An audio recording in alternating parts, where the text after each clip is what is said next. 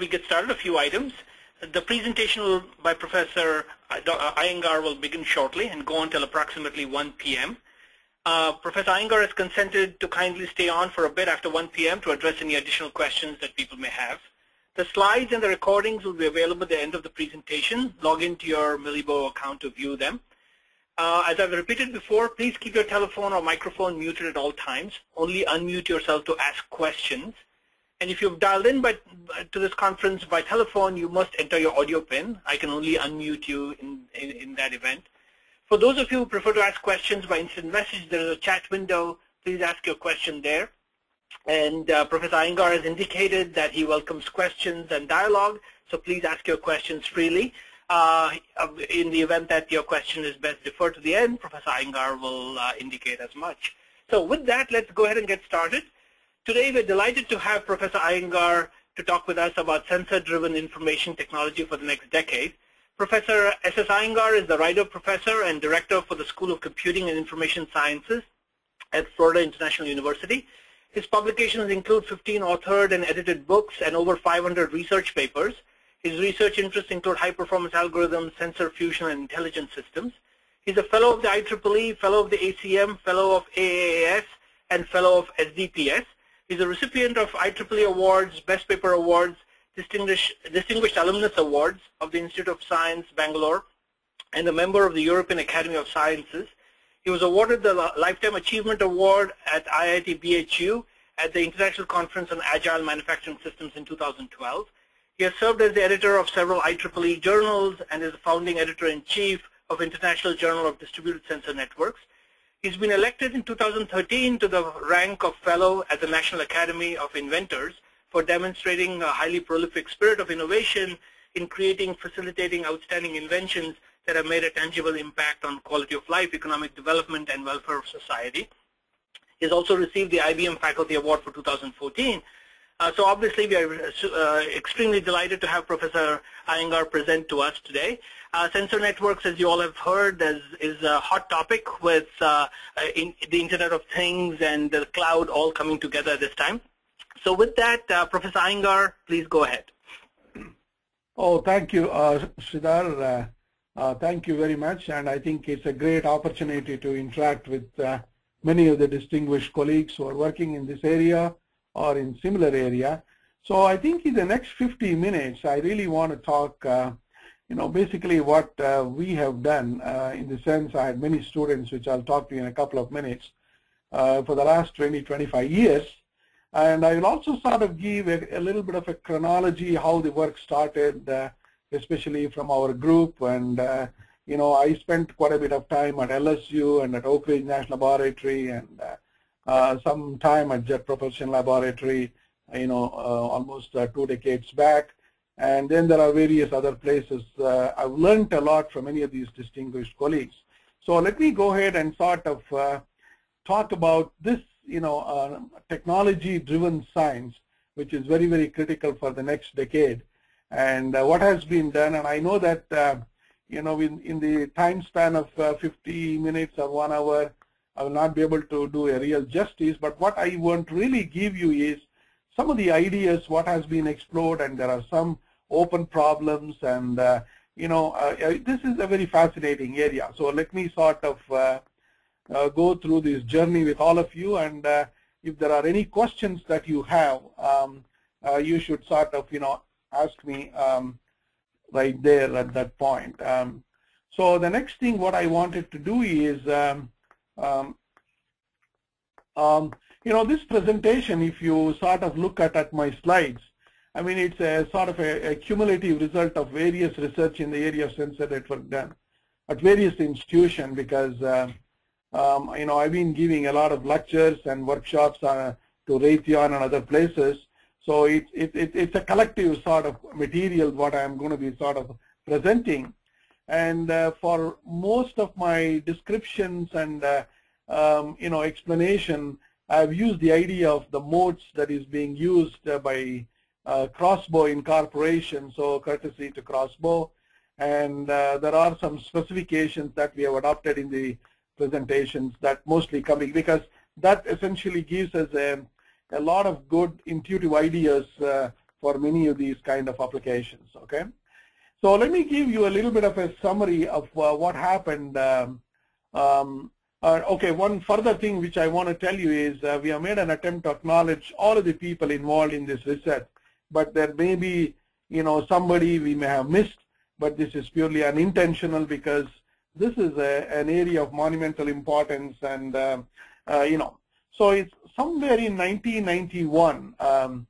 I was actually invited to the Office of Naval Research to give a talk, and so one of the program managers said, what can we do in the context of sensor networks? Because at that time, people were using some sort of, structure for detecting moving targets in space. So the idea came, and then after talking to Professor R.L. Kashyap at Purdue, we spent some time of how to sort of formalize the idea of sensor networks, because it is a sort of a large-scale autonomous resource-constrained system, and it is being used for all of the data gathering and so on. So there are a lot of my students and many of the national labs that have been a part of this, contribution that we have done. So I think in the slides you see that NASA played a very good role on this in providing some data long back, and then there are various other people who have been instrumental on that. So let me sort of begin with a basic description. What exactly are we talking in the context of a sensor network? So now this distributed sensor networks, they are nothing but large-scale autonomous resource-constrained systems. They are used for gathering the data. So this I would say that it is a part of an embedded system. So there are three main important components that are involved, in this sensor networks. One is basically, how do you sense the information that we are trying to either target a particular terrain or sense a particular area, whatever it is. I'll come to that a little bit later. Then what kind of computing that is needed for this kind of sensor. Now, the sensing essentially here, we used different type of devices. The one example which I'm sort of running through the whole thing is the crossbow modes. And then, of course, the communication, that plays a very significant role on that. So what we are really interested in this, what kind of tools that we can develop, software tools, algorithmic tools, and what kind of techniques that we can use to sort of target, let's assume, a particular moving target in, on a terrain. So how exactly, what is the best sensor that is possible, and how can we sense it? And then, of course, after sensing, what is the computing and the communications that are needed along, in the concept of the sensor network. So to realize the importance of these systems to many applications, we also have to worry about the fundamental science that is being sort of, the foundations, or what I call as mathematical theory that is being embedded on this.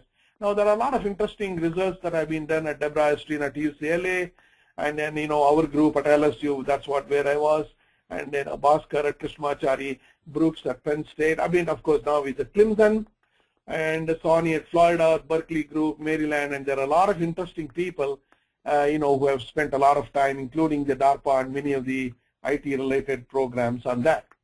So let me go ahead and sort of give you an overview of what I would like you to sort of present in this talk of next 40 minutes. One I call as an inspirational thought. Why do we have to do this? What is the motivation of doing this? And of course, my talk is not just targeted towards the DoD applications. There are lots of civilian applications that, like down the road, I'm going to talk about it. And then I'll talk about what is the sensor networks, and then I'll give you certain overview, some of the computational challenges and strategies that we have. And there are some additional references that I have in my presentations. So when you have time, or we want to look at it, so please take a look at it, or you send me an email, I'll be able to sort of give you an idea on that.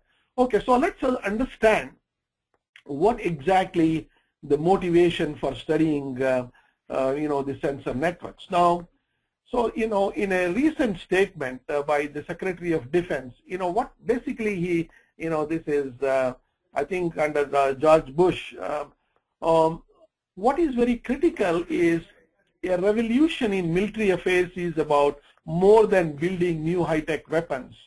Though that is certainly a part of it, but it is always a new way of thinking, because that's what the sensor network is. It is not the traditional way of the computing that we normally do, but it is very different.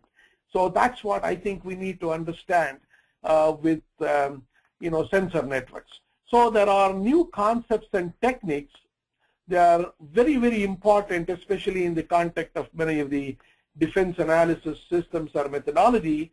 And so what is that actually? This kind of a debate ponders over the issues involving certain amount of reaction to adaptive threats. So as we have seen in the last maybe 15 or 20 years, all of these wars in Iraq and Afghanistan and so on other places, what is the, there are what are called as adaptive threats. How do you sort of react for that?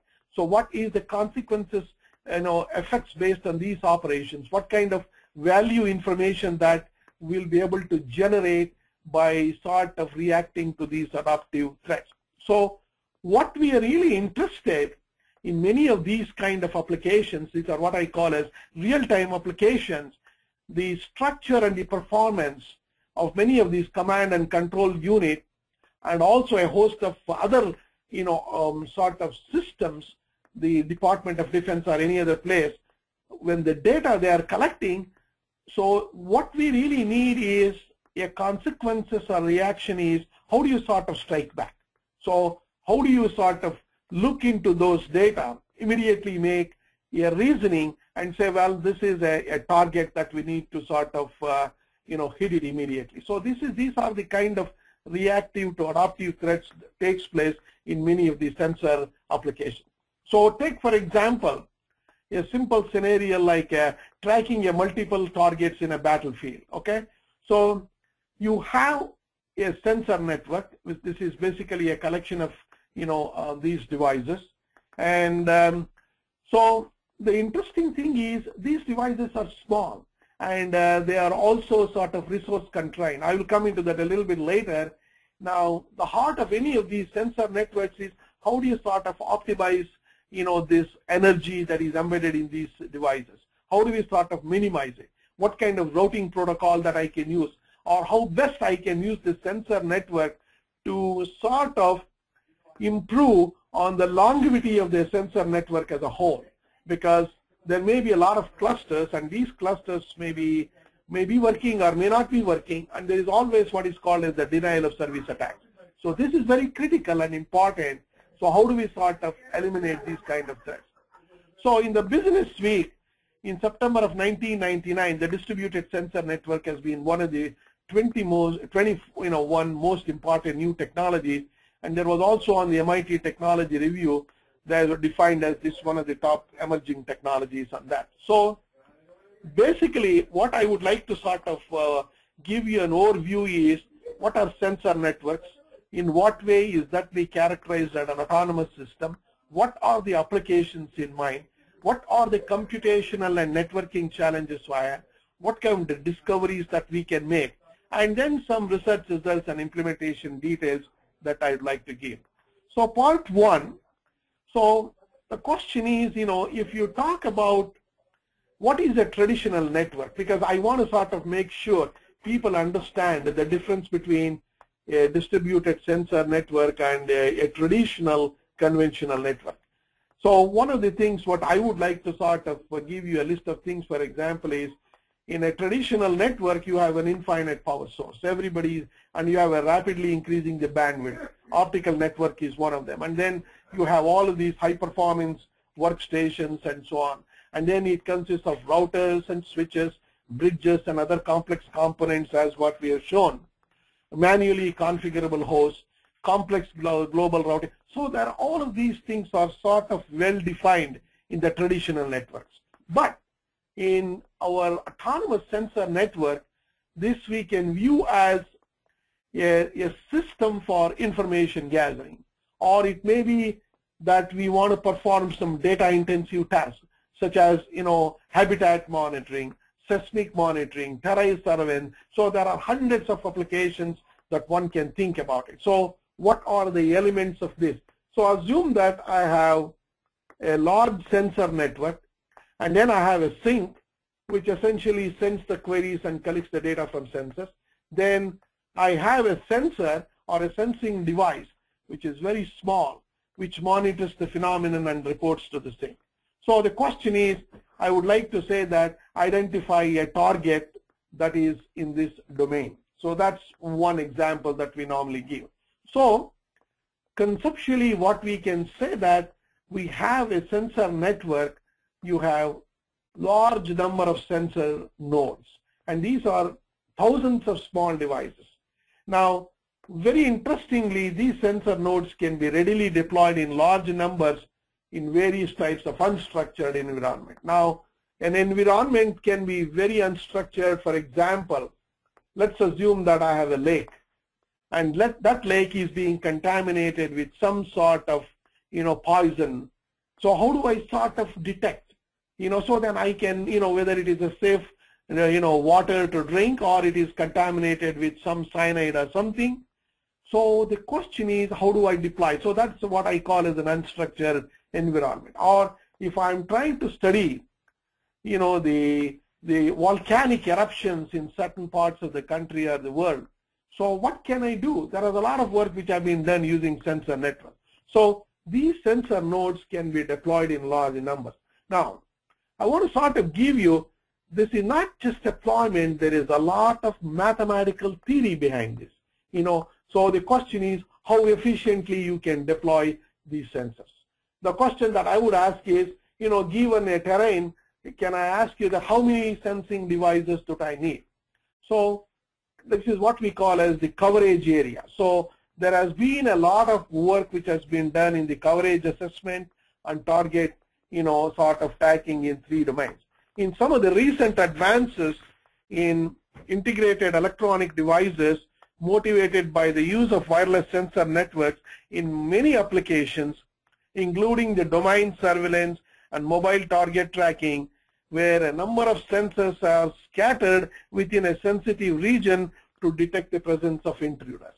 So this will certainly give you an idea, and then once it sort of detects the, a particular intruder, and then how does it sort of communicates all the related events to some analysis center somewhere in a remote part of the world. So that means sensor deployment is very important, because that gives you an idea of what is the maximal, that sensor or surface coverage that we'll be able to derive out of this. So one of the interesting component or a research question is, the sensor deployment should always guarantee an optimal event detection and should also reduce the coverage of holes. That means, coverage of holes are what I'm going to talk about it a little bit later. So this is a very beautiful, a fundamental theoretical problem. So this kind of coverage problem is an NP-complete problem. There is no exact solution to this. So that's one of the things that we can talk about it, as a fundamental science that we need to look at it. If you are given a terrain and if there is a particular threat that we sort of want to monitor, the question is how efficiently you can deploy. So the next thing I would also want to stress on, once we have the sensor network, they also rely on these wireless channels for transmitting and receiving data from other nodes. Okay? So I think, yes. There's a question here. Do you want to go ahead? Please. Yeah. Yes. I wanted to understand, in your perspective, what is the level of processing that actually happens at the sensors itself? I'll come to that. Okay. Yeah, I'll come to that. In fact, I'm probably running yellow. That's a very good question, because the level of processing is very small. But I'll come to that in a minute. Maybe I'll move on into, but anyway, yeah, that's a good question. Give me a couple of minutes. I'll be coming into that. Sure. So, yeah. So if you look at an example that I'm trying to give you, this is a kind of an experimental work which we did to deploy sensor networks in an unstructured environment. Okay. Now, The sensor nodes in a scatter, so identify this. I think I've already explained this. Okay, now come to this. Now, all of these sensing devices, this should answer your question. So these are battery powered, equipped with integrated sensors, data processing capabilities, and a short radio communication. So the tiny nodes that what we are talking, they are equipped with substantial processing capabilities, enabling them to combine and compress their original data. So in any event, the power of computing is very small, and that's why we are very much interested, rather than just doing all the computing right on the nodes itself. What we want to do is we want to collect the data and do a certain amount of pre-processing elsewhere. So the answer to your question is, since these devices, although they are equipped with a certain amount, but the computing power is very less.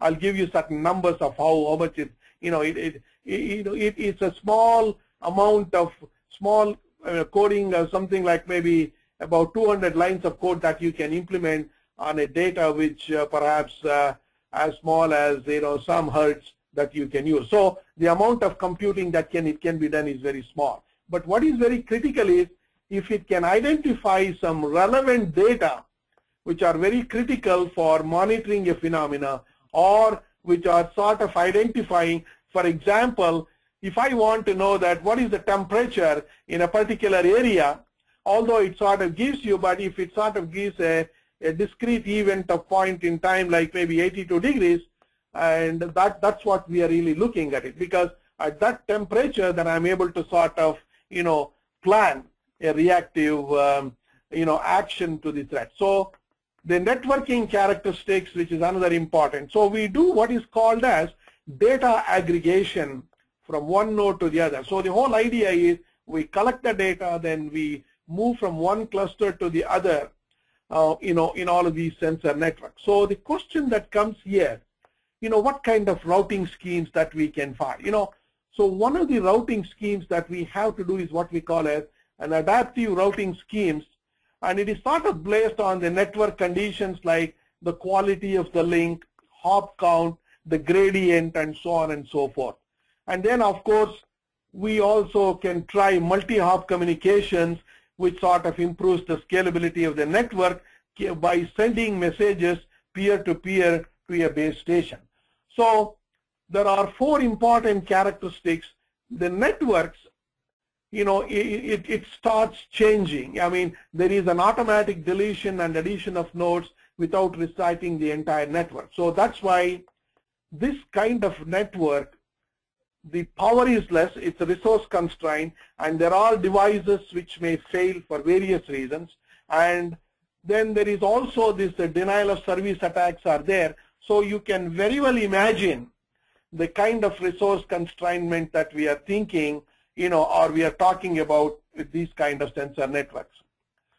Okay, so the next thing which I want to sort of talk about it is, let's see. Oh, you want the next, were you able to get the slide tree there? I mean, it's not moving somehow. Yes, we are seeing the slides. I don't know, I'm not able to see that. So I'm still seeing the slide that says networking characteristics. Okay, I'm not able to move to the next one. I don't know what has happened. I think it, just give me 1 second. No problem. The next, I don't know the slides. The slides are not moving. Why is that? Can you see that? So anyway, okay. What did? Oh, okay. So if you look at the next, okay. So anyway, I hope I've answered. And now here are some numbers for that gentleman who asked me that question. So why we are talking about it is severely constrained. And if you look at it, it is a battery powered and 16 megahertz and 4 to 10 kilobytes of bytes of RAM, and you can see all the interesting parameters that we have, which limits the power of this sensor network. But there are a lot of things, that we can certainly do. And scalability is also a problem, but to some extent it has been sorted out. So that is the basic sort of resource constraint structure we have with many of these systems. Now let's I hope I hope the gentleman, I think, who asked me that question, why the challenges, the routing challenges, the computational challenges, all of those things are very important in the sensor networks, because what we are really interested in is to sort of deploy a network at a very low expensive rate and able to collect lots of important data for whatever reason that we want to execute on that. So now let's look into some traffic in sensor network. Now in many of these sensor networks, so the combination is either many to one. There are many sensor nodes. It can send a data to a base station or an aggregation point on the network. Then it can also have one to many, where a base station or a single node under a specific conditions can also multicast or floods a query or control information to several nodes of neighbors. And then there is certain things what are called as a local communication, where the nodes certainly exchange localized messages to locate and coordinate with each other. So that could also be sort of broadcasted, or it can have unicast messages also. So the question that perhaps people would ask is, well, in terms of all of this resource constraint, what the motivation? Well, I think the most important motivation is, how can we sort of collect important data that we need in a place that we normally are not able to do that, and how can we process the data and understand, whatever the problem is. So pervasive microsensing and actuation has been revolutionized the design and the management of extremely complex physical systems. Okay, so these are all some things, even though there are complexities involved, both in natural and biological systems, but it has some relevance in terms of collecting the data to the sensor systems. Now remember, this is an autonomous system because it has its ability to function many of the unattended things that we normally could not do with this kind of sensor network. So let's give a little bit of an example. Around 2000, there was a lot of questions where people were asking, is this a lot of hype, or is there a reality for many of the sensor networks? And I was also thinking, after having spent about 8 to 10 years in this area, written a lot of papers, many patents and all, but the question is, as we sort of moving into the early 2000s, we saw some real good applications that people have tried, at Intel and various other places, and even in many universities. So people are beginning to understand the importance of these kind of sensor systems, both in the DoD applications as well as many of the health-related applications, environmental monitoring, and medical monitoring, and so on. So one of the interesting things I want to tell you is, when I was at Louisiana, because I have a few other things to, so one of the real interesting applications that we did with a group of our students, like Louisiana grows a lot of rice, and the rice crop, sort of develops a certain fungus because it rains heavily during the March and April. So this fungus can sort of destroy the entire crop. So jointly with some people in the agriculture department, we were able to sort of understand what is the reason for that. So we were able to set up a distributed sensor network in a greenhouse. So we sort of looked at both the control and as well as the real applications, and we were able to identify, at a particular instant of time. See, the rice has 4 different types of growth pattern. One, for example, the flowering, the growth phase. When in the flowering phase is very, very critical, because if it rains beyond a certain level, then the fungus starts developing. So we were able to sort of give, based on the data that we collected, and kind of doing some extrapolation and talk about the range at which the fungus can be reduced, which had a tremendous impact in terms of the rice production. So that's one good example that we can talk about it, but there are about 50 or 60 more examples that I've tried, for various applications, including the Department of Defense. So now let's come into some general picture of what the distributed sensor network. Now, if you are talking about many of the DoD applications, like many of the soldiers, they do have what are called as portable sensors, which is embedded in their suit. And, so when they are sort of tracking a terrorist or somebody, they're able to sort of get some sort of an idea how far he is from, what is the distance, and so on and so forth.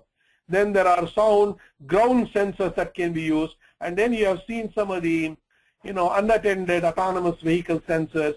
And then there are underwater deployable sensors, micro UAV, and the rat crawlers, on the buildings. So now this is a very important point I would like to stress here, in our, the bad thing that happened some time back, almost about 10 years. So on the September 11 incident, if we had, the kind of sensors what we have today, on the World Trade Center, people, a lot of people would have sort of seen what would have happened, because our people got trapped on the 80th floor, not knowing what is going on at the bottom. But nowadays, some of these sensors which are being embedded, which are called as MOUT, sensor net buildings, can certainly give some sort of an indication how the heat is sort of propagating. So that's one of the important technology advancement, I would say that.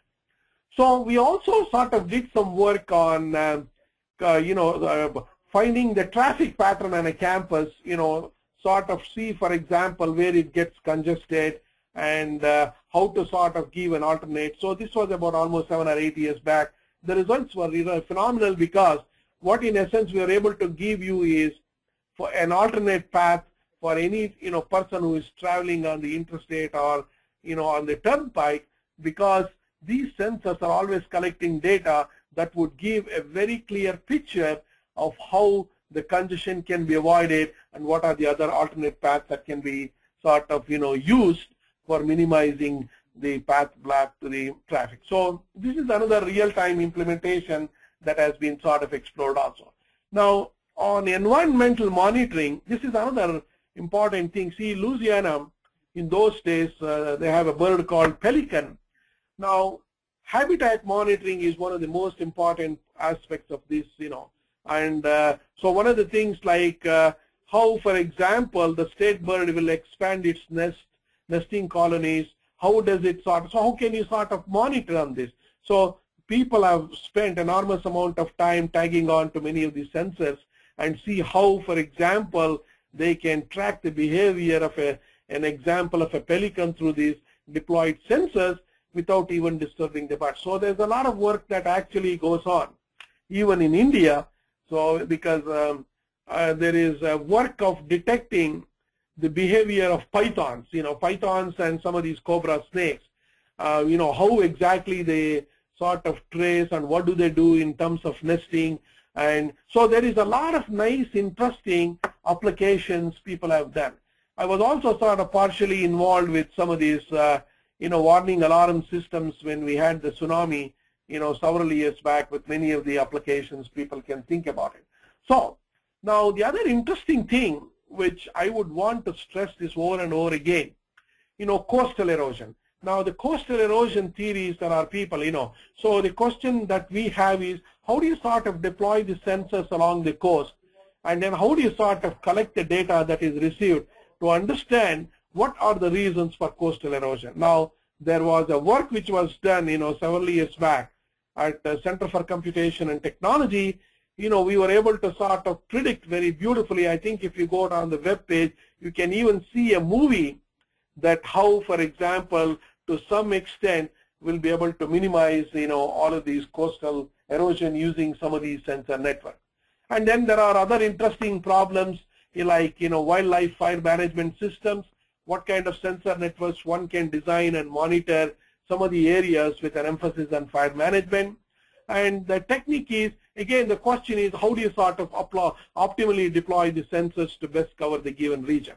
And then there are some techniques like genetic algorithms, how can be used, and some of the GIS tools can be used for visualization on this. Now, this will certainly give you some sort of real-time data for detection of the fire, and then also you can predict how exactly the the fire is propagating, how you can prevent it. So that will sort of give you again some sort of a prediction system using these sensor networks. So I mean, of course, that sensors for unmanned aerial vehicles have been used pretty much. I don't have to go into many of these DoD applications. People already know about it. And of course, some of the sensor node platforms, you must be probably knowing the Smart Dust project. The Berkeley, the most important thing, a few researchers did is how do you sort of develop a sensor node of millimeter size, and that's another important thing that was in the early 90s, or and I think Professor Pfister was even thinking about what are called a smart dust. You can throw these kind of sensors and collect data in whatever situation that we are talking. Then there is also the Pico radio project that is at Berkeley. This is also another platform. The whole idea is how can you develop a low cost and a low power sensor node. So the focus has been essentially on the radio hardware, linking, and also on the network stack. And then there are other interesting things that has been developed at UCLA like Medusa, iBadge, and so on and so forth. So this kind of infrastructure platform uses one kind of a processor and an iBadge that includes a Bluetooth chip also. So this provides certainly an excellent solution for the gateway. And then there are some other European research group have looked at, there is a platform called ICE, and then there was a pushpin project, part of an MIT project. This is another interesting sensor node platforms people have used. And there are a lot more, and has come in the last.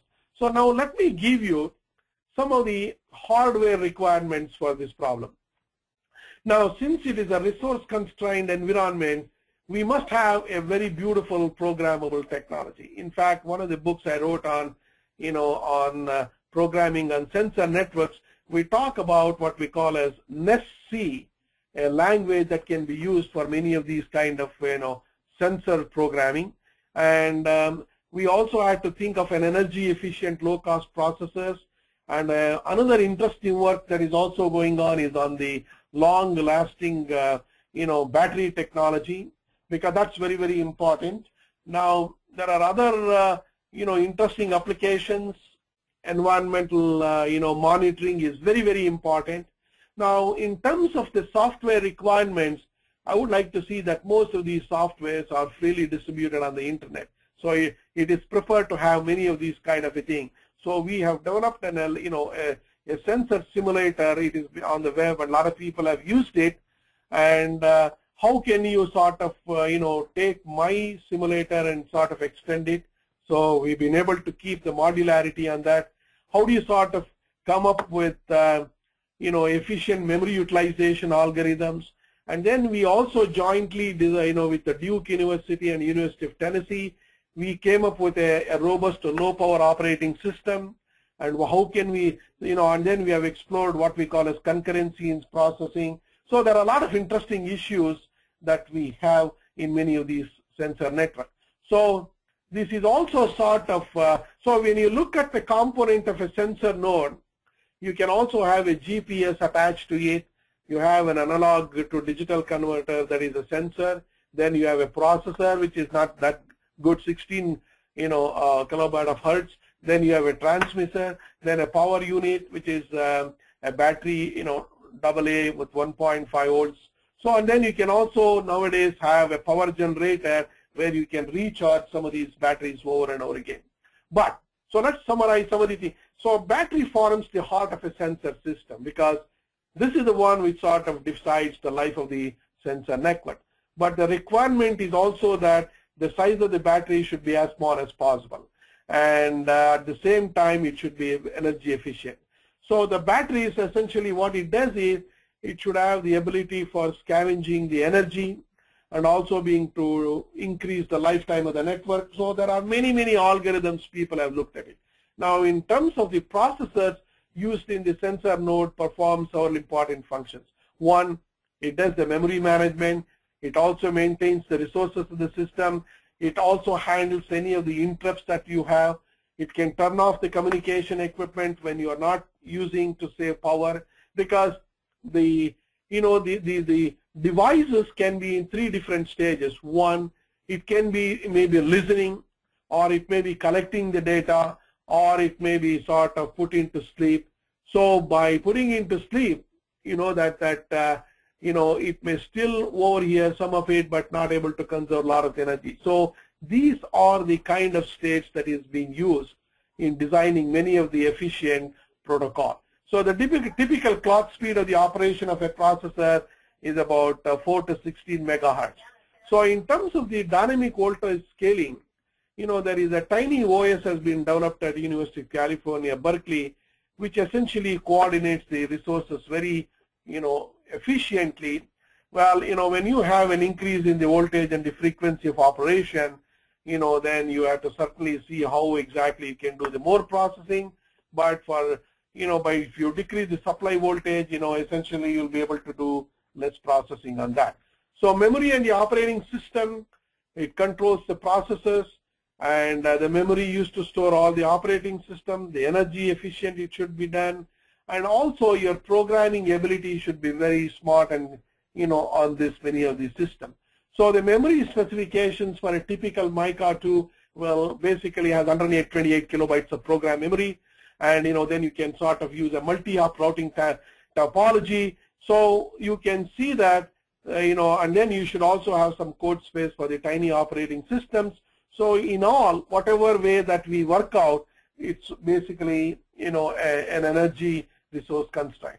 So in terms of the communication, there are 3 different types of communications we can talk about it. One, optical communications, where we essentially talk about laser or an infrared, but radio. But the radio frequency is the one which is normally used because of the inherent disadvantages with many of these systems, because see, radio frequency is based on the electromagnetic waves. So to optimize any of the transmission that we are talking, and also reception of any of the things, an antenna should always be at least about lambda by 4, where essentially lambda is about the wavelength of the carrier frequency. But using some of the advantages of radio frequency communication, it is very easy to use and can be integrated with other equipment onto a chip, and it can also be well established in a commercial marketplace. So the radio operation, as I said, works in 4 different modes: one, transmission mode, receiving mode, idle and sleep. So we need to be able to sort of utilize it as efficiently as possible, because communication certainly consumes a lot of power, and the sensor resources are pretty limited here. So let's some of the things which I want to talk about. What are the computational students?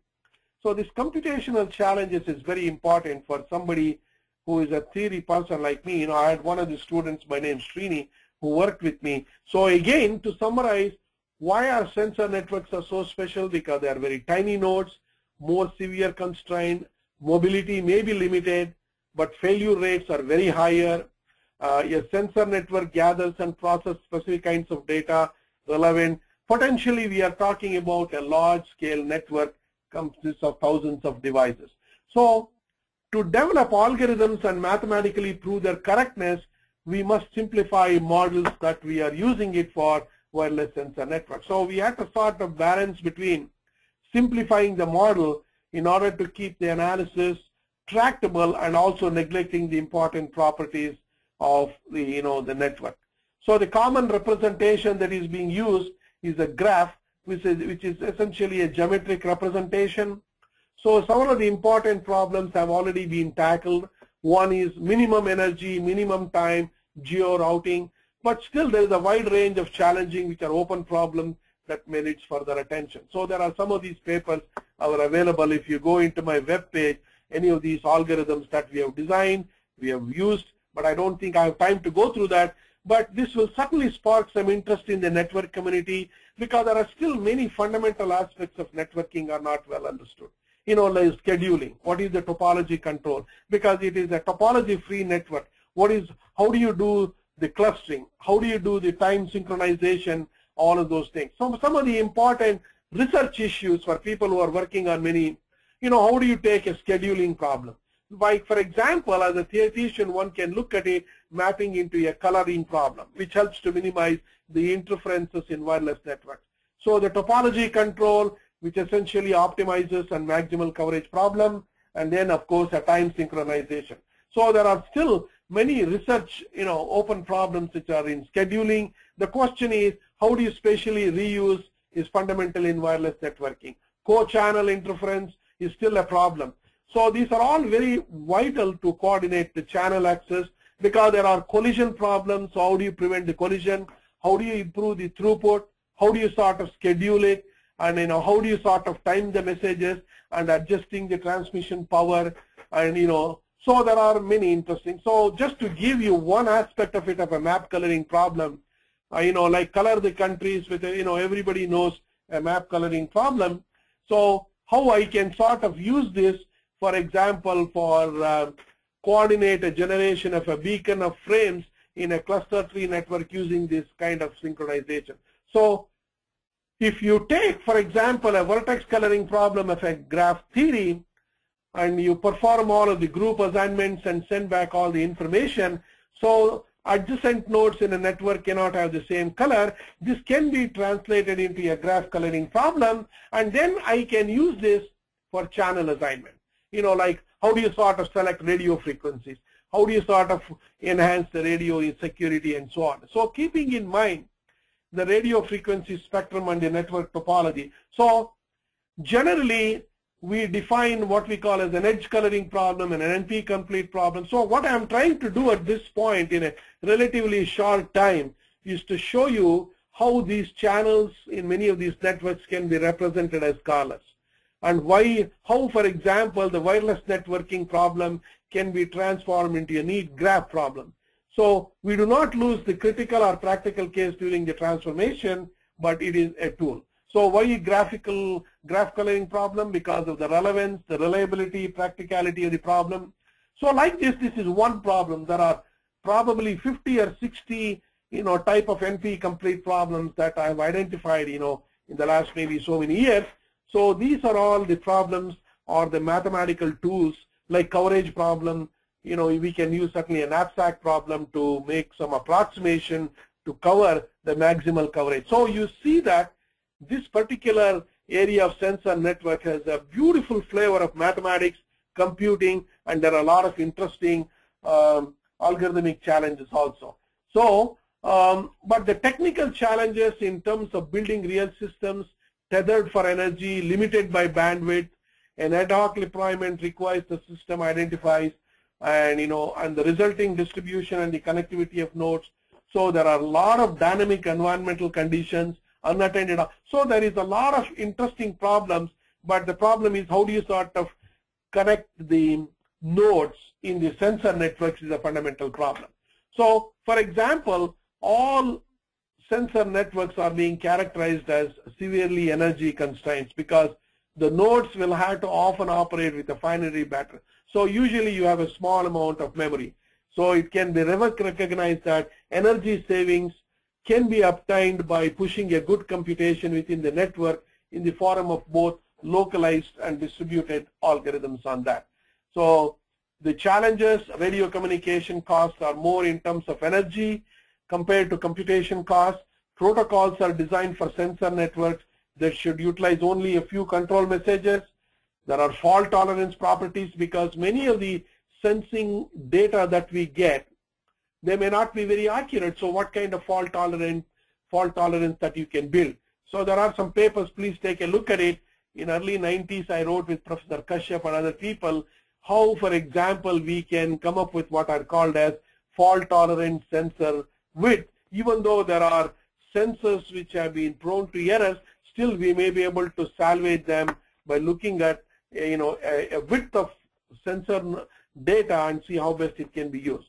So these are all some of the interesting things, and there are a lot of protocols have been designed to build fault tolerance into their algorithm for improving the utility of sensor networks. So self-organization is another interesting problem, and of course the scalability is another interesting thing. Is the number of sensor nodes in a sensor networks can be in the order of hundreds or even thousands. So the protocol that we normally design for many of these sensor networks, there are many of them. I think you should be able to look in the literature. These should be designed for sensor network, should be highly scalable. Okay. So the other, yes. Actually, do you envision a situation where, let's say the sensor networks actually get connected to a different kind of a node, which kind of gathers all of this data and then, sends it over to like a data center kind of a. Yes, that is, in fact, I am also trying to link. Let me tell you one, and then I'll come into that, because the data that we normally collect can also be classified under what we call as a big data. So the question that nowadays what we are really looking is, we don't need to do any computation on many of these sensors. All that we need is to collect the data for a period of 2 hours and then send it on to a different place, like I would say, for example, cloud, and then sort of do what is called as an isolation or a decentralized technique. Suppose you put that data right there, and anybody who has an interest for a particular type of a data, he should be able to access it and then use it according to that. So, but there are some issues that we need to look at it. For example, for some of this military and highly confidential application, it is very important that the sensor network communication should be secure, and the data is not modified or read by unauthorized users. So it should be sort of resilient to capture also. So there is a work which we are trying to do now. What we are trying to do for some of this NSF work is, if we are collecting data, like I am trying to compute, what is the radioactive material that is present, near the national lab.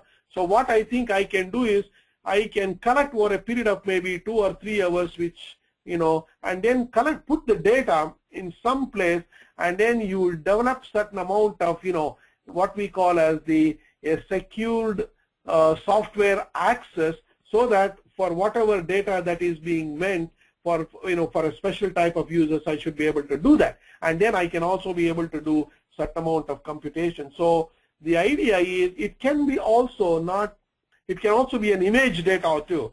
And so any type of data, an audio, video, or a numerical data, we should be able to put that in a different place and be able to process it.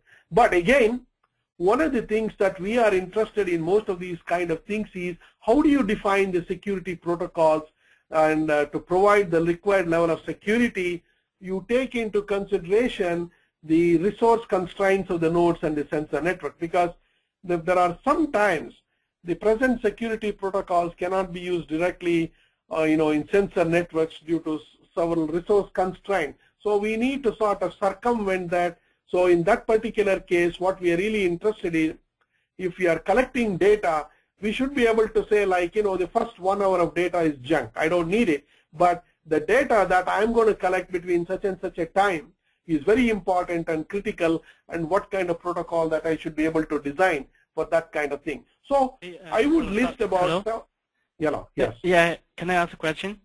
Please, go ahead. So actually there's another type of sensor network we call the body sensor networks, which has much less nodes. So all the algorithms and the theorems we're talking about here can apply to that scenario? Yes. Okay, I'll come into that. So I don't know we have time, but I think I would hope Sridhar would give me another 10 minutes of, See, one of the things, there is a very beautiful paper I think I wrote jointly with, people at KAIST, Korean Advanced Institute of Science and Technology, group of people funded by National Science Foundation, called MobiCon, mobile-based sensor networks. So what we do is, this is a sensor network like what you are talking, where you are able to measure the heart rate, where you are measured, these are sensors embedded on human being who are sort of jogging and, constantly. So this is what we call as a context-based sensor network. And that is also another interesting applications that is coming nowadays, because that's important. Because if I'm a heart patient and I would like to constantly monitor my heart condition, so I can have, of course, it's fairly very expensive right now, but we have given an infrastructure and a programming language to define that. And so please take a look at it, or if you do a Google search, MobiCon Iyengar, you will see in the communication of ACM published a couple of years back, a complete description of this, what I call as a content-based network where you are able to sort of see how on a real time you are able to use some of these ideas what we developed on this kind of network to monitor the real-time applications, because this is something very important, because this MobiCon that we developed, it's a middleware, and it is a real workable system. It's actually develops mobile application. Developers can leverage the diverse user context. Any user, I'm only sort of talking about the heart and people who are doing, who have medical problems, but they can leverage some of these user contexts without really sort of worrying about the precision of the context recognition. Because this kind of a middleware, and also not worrying about the batteries, this middleware can certainly enhance the computational resources of the smartphones and other sort of sensor devices in context monitoring. So that can be used, and it has been used, and there may be a lot more things that people may be using it in other applications. So let me go into some of the 8 or 9 design issues. So one of the interesting design issues I would say is the data aggregation, that is very important. Then the time synchronization between the nodes, that's very important. The localization of the sensor networks, that's again another important design characteristic.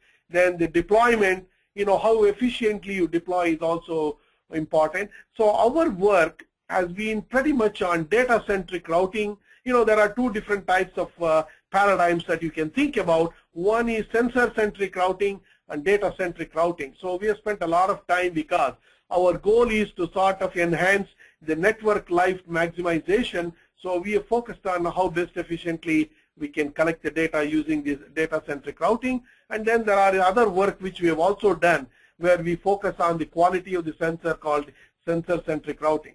Now, all of these problems can be used in the context of security and, for many of these kind of applications.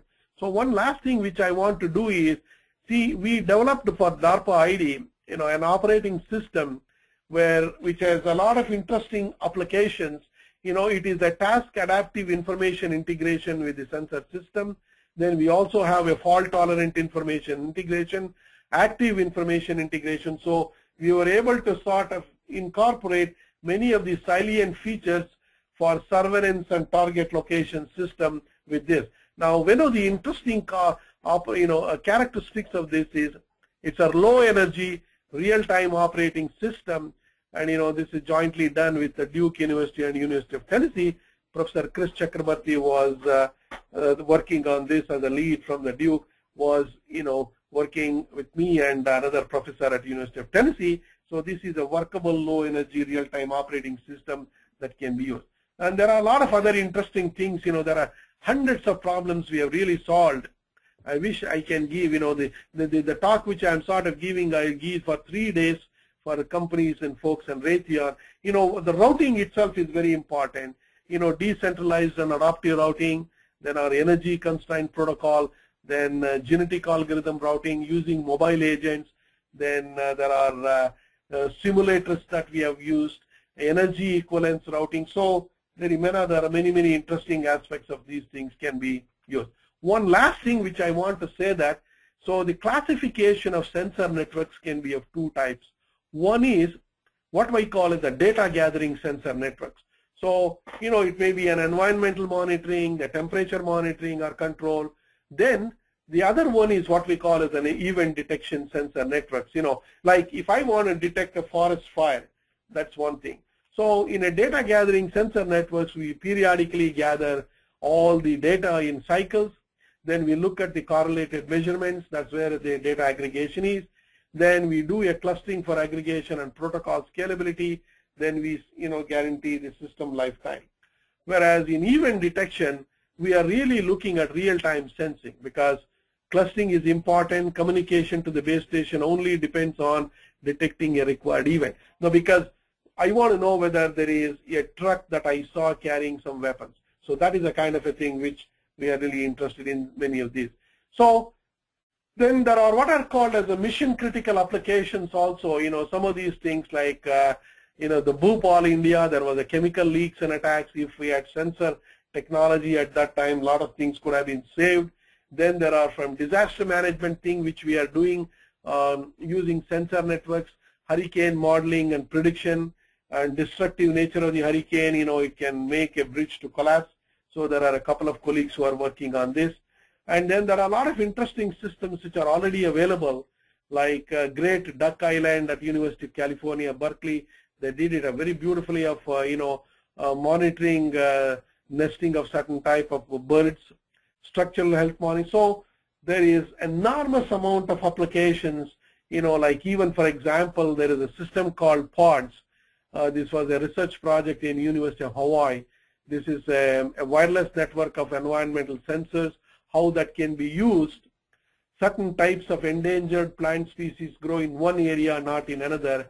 So they've been able to define a system called PODS in the Hawaiian National Park. So, but they have used a Bluetooth technology along with 802.11 at the MAC layer, and the data was all in the form of normal IP packets. The weather and the image data are collected at periodic intervals. So this system has been found to be useful, and there are many, many interesting applications one can look at it. So inventory tracking at warehouse, like Walmart, how, for example, a single sensor node can be attached to each one of the items, and then how you can do it. And so all of these things, and there are home automations and appliances, smart, and then of course Intel has developed a beautiful, what are called as smart chairs, very beautiful. I mean, that has although it may be a little expensive, but it does is the job of these things. So basically what I wanted to give you is sort of an overview on this, but many of the software and the mathematical and the computational and the networking details are all, in my either books or and the programming methodology that we've used. So what I have done basically is, this is a work which we have done over the last 25 years. I was able to give you some idea for somebody who wants to do research, a fascinating area which has a lot of both theoretical properties and computational properties, the network properties, although there are lots of papers that have been published, but still there are many more interesting things that have not been solved. But I can safely say after spending 20-25 years, this is not just a hype. In the beginning, I also used to think that, there's a lot of hype in the sensor networks, but now there is a reality that I can see even on many of the emerging applications where sensor networks have been used. But there are still a lot more challenges, and I think probably I would say in the next 10 years, this area will still further grow, targeting more on real-time applications that can be solved. And I think I stop at this point, and I think I would like to answer questions if there is any. So let me stop at this point, Sridhar. Yeah. But and also, if you have any questions, if you are not able to sort of reach me for various reasons, you can send me an email. I will certainly answer. If it needs a very technical solution, I can even send you that within a couple of days. Again, I want to thank you, Sridhar, for giving me an opportunity to give at least what I call as a brief overview on this power of these distributed sensor networks. Thank you. Yeah, thank you so much, Professor Iyengar. I guess before we go to questions, for those that are still remaining, please do, at the conclusion of this talk, please do go ahead and fill out the seminar survey. That always keeps us, improving our seminars, et cetera, also want to remind you that our next seminar will be on March 21, talking about security in networks, which is also kind of topical as of today. So I guess while people are waiting to ask questions, I have one question for you, Professor Iyengar, and okay. I think that has to do with security. I guess I think you touched upon this, but obviously as sensor networks become really prevalent, for example, you mentioned one example of detecting, let's say, contaminants in water. That occurred, for example, a couple of weeks ago in West Virginia. I guess how do you prevent hackers from getting into a system and sort of spoofing sort of base stations or servers with sort of spurious data so that civic authorities and so on and so forth get panicked into thinking there's a waterborne diseases, et cetera, et cetera. How do you sort of prevent that spoofing that might occur? Well, I think the most important thing. That's a very good question, actually, because I was involved in developing many of these algorithms and with my students and collaborators for Oak Ridge National Laboratory, funded through Office of Naval Research. One of the basic concern is if there is a radioactive leak. Let's assume that there is a truck which is carrying some radioactive waste, and and let's say that it was involved in a crash. So the question is, there is a radioactive material is leaking, and how do you sort of prevent it and all? So, of course, the challenging here is to make sure that there are devices that can be deployed in a very short time, so that we'll be able to collect data and at the same time come up with a solution. For example, the one which we had in West Virginia, and I think perhaps, I don't know, all the details of it. So there must be what we call as a sensor network must always be constantly deployed, or at least to be deployed once in a week to see, if there is a probable contamination or something like that. So it is always what we call as taking more samples quite frequently, and if something that we see a little bit ahead of time, then we should be able to take the sort of the solution or preventing these things can happen. Like for example, and I know I can't say for sure, at Oak Ridge National Laboratory, there's always some sort of a network they use, that to see whether there is any radioactive leak or something. So there is a sort of a measure that I think we all of us have to think in the context of drinking water supply or anywhere supply, because in this age and there is anything can happen, anybody can do anything. So this kind of constant sampling should be done, and it is not that difficult and it is not that expensive also, because these are what are called as biochemical sensors are there, and these sensors can essentially give you a different location or points, in the form of, you can sort of deploy maybe about 100 or 200 in optimal places, and then sort of start collecting the data and see, after you do some amount of data aggregation, that is there any sort of a gradient in the values of these, samples. So if they see even a small amount, then I think that should be what we call as an alert point to sort of do a remediation on that. And I think there are that kind of a thing. I think in Europe they do that, and I've seen that because even for controlling the pollution, for controlling any of those things, they do have. It does not have to be just a crossbow type of devices, but it can be a regular big device which can be installed. It may be fairly expensive for collecting these kind of data, and that can also be sort of in the form of a network. And okay, so that's one thing that should be done. So the next thing is, of course, to avoid completely decontaminating. It is going to be tough because it's a very difficult and a challenging problem. But I think if we constantly do a certain amount of sampling, we'll be able to at least rectify the problem if there is one as early as one can. And there are some other technologies that can also be done that can be used to minimize this kind of effect. Okay. So I have another question here. You talk about widespread deployment of all these kinds of sensors, and you talk about monitoring environmental effects and so on and so forth. But I mean, if you deploy these kinds of sensors in such a widespread manner, aren't these really going to be an environmental hazard as well? Because let's say you just deploy these things in drinking water, and you are trying to measure things and so on and so forth. But I mean, all of the electronics and so on and so forth, they do have a lot of different types of chemicals that get used, and and uncontrolled deployment of all of these things obviously is going to cause some kind of harm in the long run. Yeah. What do you think about that?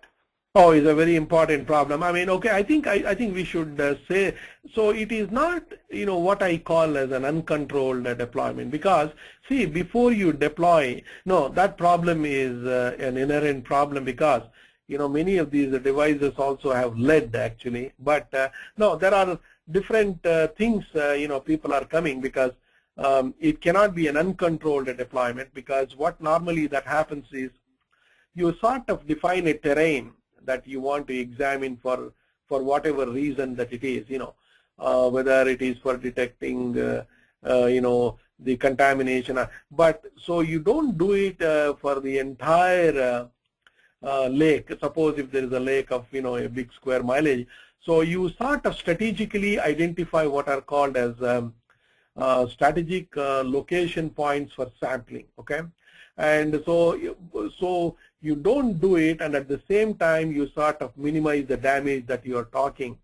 There are some devices, I think some of the pharmaceutical industries have come up with to minimize. I mean, it cannot be done 100%, but to minimize it, yes, certainly. In fact, there are questions always people ask me about the lead. I mean, I understand that, wherever I go, that's a very fundamental question, but it can be, so all of these deployment is not done in an ad hoc basis, although you have an ad hoc sensor network, but you define a terrain which will have what I call as a minimal impact. And so with that kind of a terrain, you approximately sort of compute the number of approximate, sensors that you need. If it is something like, I'm just giving an example of a 1 square mile, 1 mile by 1 mile. So you perhaps can compute, an approximate solution to this, and then you sort of go and sort of see that there are different types of sensing devices that you can introduce, which will have less harmful effect, because the EPA and other also regulations are there. I mean, you cannot just go there and sort of deploy and rather than detecting, you can himself harm the whole river. So there are some procedures are there, and I think there are some research labs that actually have tackled the problem, and I don't have the statistics on that, but that problem, I would say 10 years back was more serious, but now I don't hear a whole lot of it.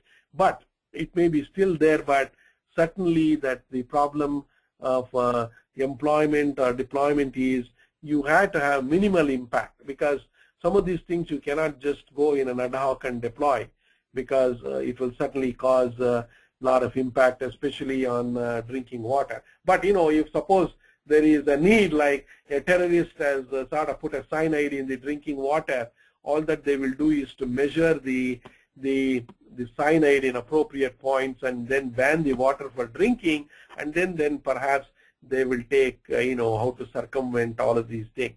So that's the only perhaps a response I can give, but there is strategically all of these things are done, and in a controlled environment. I mean, it is not, so it is not going to be an uncontrolled deployment of putting all the sensors everywhere. They do define what are called as strategic points, and do these points, because what they normally do is that they define what are called as grids. In fact, we have done some work in 2002.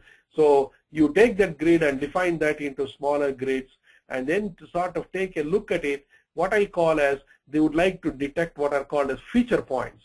So there are a lot of simulation models that one can do and explore that feature detection using those strategic locations, and that can an ensemble average of that can certainly give you whether it is good for drinking or not. So that I think is what. But again, that point, that problem of damaging the environment has not been completely solved, because that's a very difficult problem. But at the same time, there is very minimal or acceptable level of these things can happen. But there is some control needs to be exercised in deploying the sensors. Okay. Any other questions, folks? Okay. If not, I think let's do the following. I guess our next, let me just tell those that are still here, please fill out a seminar survey at the end of this. You'll get a link that will help us tune and fine-tune our seminar offerings. Also, a reminder that our next seminar will be on March 21st on Friday at noon Pacific, when Dr. Ganegarara at Cisco Systems will present a webinar on Are You as Safe as You Think You Are on the Internet? So we'll see you all then.